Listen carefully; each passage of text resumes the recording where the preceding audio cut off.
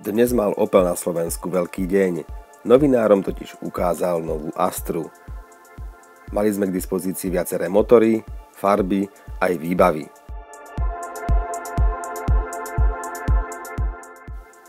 Predná maska novej Astry akoby kombinovala masky predchádzajúcich dvoch generácií. Pod kapotou tohto modrého krásavca je litrový benzínový trojvalec s turbodúchadlom.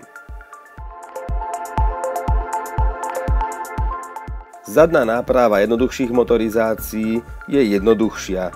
Takýto Wattov priamovod sa nachádza až v silnejších motorizáciách.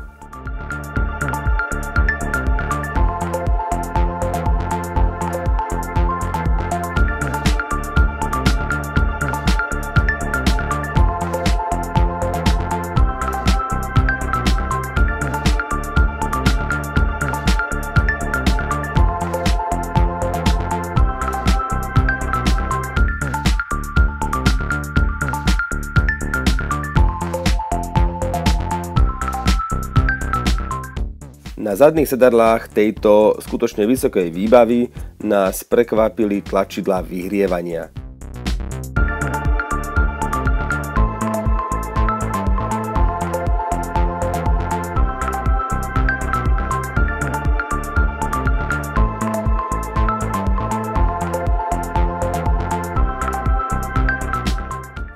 Pocitovo je 1.0 turbo veľmi dobrý základný motor.